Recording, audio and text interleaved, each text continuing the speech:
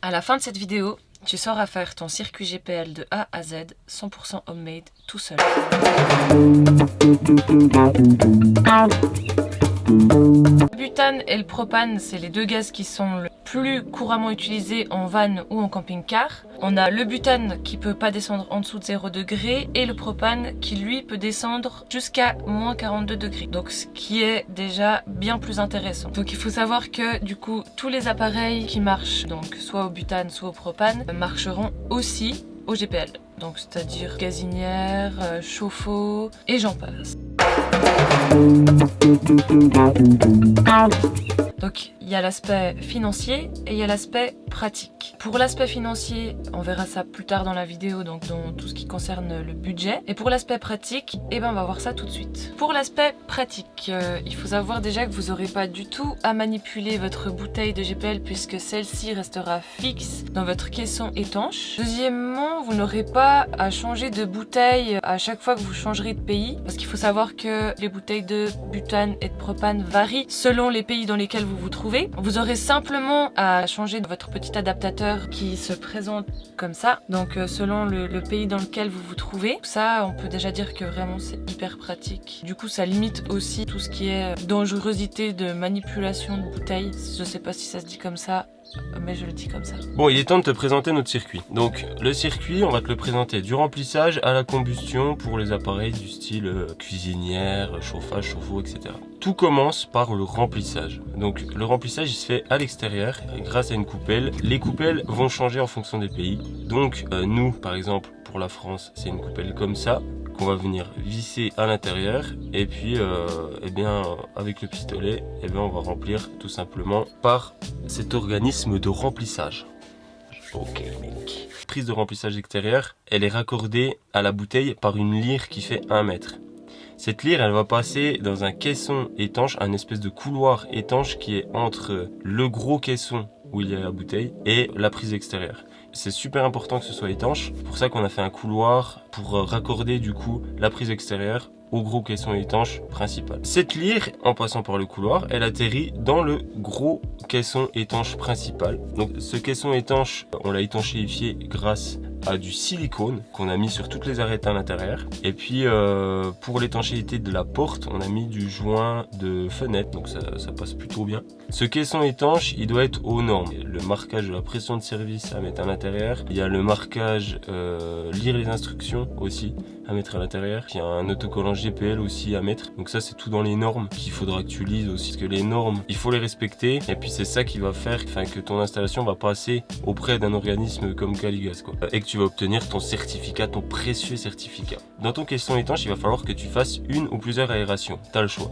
En gros, c'est soit 2 aérations, une basse, une haute de 50 cm² ou une grosse de 100 cm². Donc nous, on en a fait une au sol directement. Et il me semble qu'on a pris un peu plus, on a pris 125 cm². Donc comme ça, on était tranquille. Du coup, cette lyre qui vient à l'intérieur du caisson étanche, elle est raccordée à la bouteille de GPL. C'est des bouteilles spéciales qui vont avoir un blocage à 80% de remplissage, tout simplement pour en cas de forte chaleur que le gaz puisse un petit peu se dilater sans que la bouteille n'explose. Et ça, c'est quand même bien pensé. Donc c'est pour ça que notre bouteille, elle fait 14,5 litres, mais en réalité, il va que 11,6 litres, je crois, à l'intérieur. Voilà le pourquoi du comment. De cette bouteille va être raccordé un filtre à gaz, et ça c'est super important, ça va permettre de prendre les impuretés éventuelles du gaz, et pas que ces impuretés passent dans notre conduit et bouchent notre conduit éventuellement. Donc nous on a mis un filtre à gaz en prévoyance, et du coup on en est plutôt satisfait, c'est vraiment cool. Ensuite, entre ce filtre à gaz et votre détendeur qui va détendre à 30 millibars, en tout cas pour le nôtre, il y a une lyre qui fait 30 cm.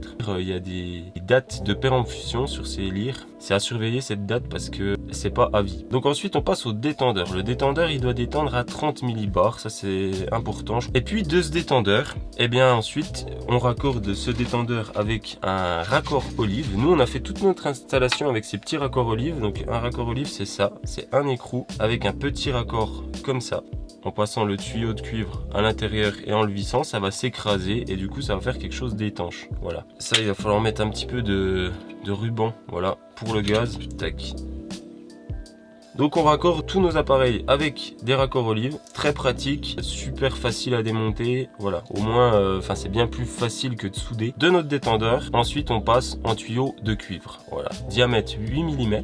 Il faudra d'ailleurs prendre du coup vos raccords olive en fonction de ça, donc il faudra prendre du 8 mm d'épaisseur. Et bien ce tuyau de cuivre, soit vous mettez un raccord passe-cloison pour que ce soit étanche, ou soit vous faites un trou, vous faites passer votre tuyau, et puis en gros vous mettez du silicone, vous aurez sûrement des restes, donc voilà, vous étanchéifiez comme ça passe tranquille. Voilà. Ensuite, ce tuyau, il est raccordé à 3 robinets. Voilà. Ces 3 robinets vont pouvoir être mis sur on ou off. Et en gros, on a un robinet pour le gaz, la gazinière en gros, un robinet pour le chauffage et un robinet pour le chauffe-eau. Donc, on n'a pas eu de souci au niveau de notre plaque de cuisson. Théoriquement, il faut respecter 25 cm de distance au niveau des brûleurs. Notre chauffage, c'est le Propex HS2000. C'est un chauffage qui fait énormément polémique sur les réseaux sociaux puisque on vous conseille souvent de ne pas l'installer avant de faire votre certificat Caligaz pour ne pas être refusé.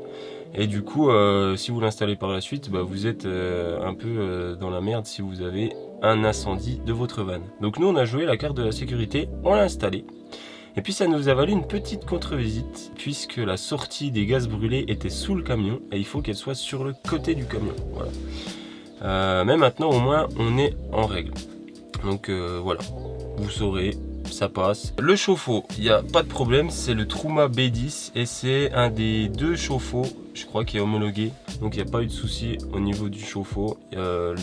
L'entrée et la sortie de gaz se fait directement par le côté du van. Donc il n'y a pas de problème. Voilà. Cette fois-ci, on va répondre à vos questions puisque vous avez été très nombreux à nous poser des questions sur notre Instagram par rapport à l'installation du GPL. Donc on va y répondre tout de suite.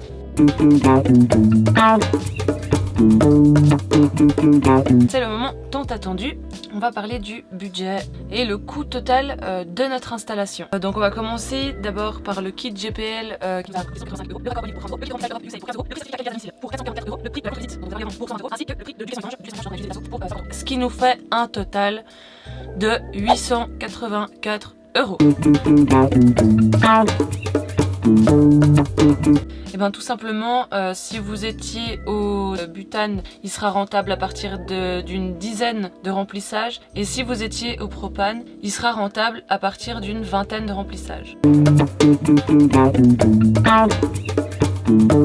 Donc ça va varier en fonction des saisons, évidemment, et des appareils aussi que vous utilisez à l'intérieur de votre van. En été, on va compter à peu près 2 semaines de charge avec 11,5 litres de gaz. En hiver, un peu moins, donc on va compter environ 1 semaine de charge avec la même quantité de gaz.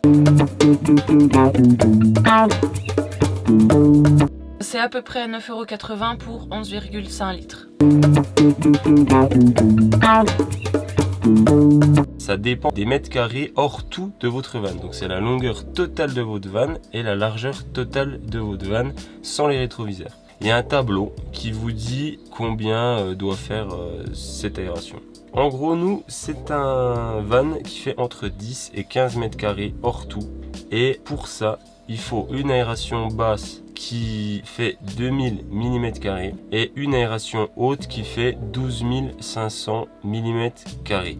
Donc nous, les aérations hautes, on les a mis directement sur le toit grâce à des lanterneaux qui sont en aération permanente. Si toutefois vous voulez faire des aérations sur le côté du van, mais que ce soit une aération haute, il faut qu'elle soit à 1,80 m au-dessus du sol, minimum. Donc soit sur le côté du van à 1,80 m au-dessus du sol, soit directement sur le toit grâce à des lanterneaux. D'ailleurs, je pense que c'est mieux, parce qu'au moins ça vous fait un plus de lumière, ça vous fait des aérations plus haut, donc c'est bien. Donc nous, notre aération basse, elle est au niveau de la porte devant le van, et nos aérations au niveau du lanterneau, elles sont au-dessus du lit à l'arrière, donc ça fait un bon flux d'air. On a vu qu'il y avait des gens qui l'avaient fait et une installation du coup par un professionnel d'un kit GPL, si vous avez déjà une installation de gaz existante, ce serait environ aux alentours de 150 € de main d'œuvre. Donc hors achat du kit GPL, etc. Simplement main d'œuvre. On a fait en gros un rectangle des dimensions qu'on avait envie avec des tasseaux en bois qu'on a recouvert ensuite de contreplaqué tout simplement. Et puis une fois que ça faisait un rectangle tout couvert de contreplaqué, on a fait l'étanchéité sur toutes les arêtes intérieures au silicone. Pour la porte devant, on l'a fixé grâce à 2 charnières et puis 2 fermetures en gros qui sont sur le côté, voilà, pour pouvoir le fermer bien. Les joints de porte, comme je l'ai dit précédemment, avec des joints autocollants de fenêtre. Alors voilà, j'espère qu'on a répondu à la plupart de tes questions et que le GPL c'est plus clair pour toi, l'installation est plus claire pour toi. Tu vas pouvoir maintenant te lancer toi-même dans ton installation et ta certification. Tu verras, tout va bien se passer. Comment ça finit un peu les vidéos? Abonne-toi, mets un petit pouce bleu. C'est très important puisque ça va prendre une dimension interplanétaire si tu mets un pouce bleu. Et puis n'hésite pas à nous laisser en commentaire ton retour sur notre vidéo. Et si tu as d'autres questions, eh bien poste-les en commentaire, on essaiera d'y répondre puisque forcément le succès... On n'arrive pas à vous répondre à tous, mais bon, on va essayer. Promis, on essaiera. Sur ce, prenez soin de vous. À plus.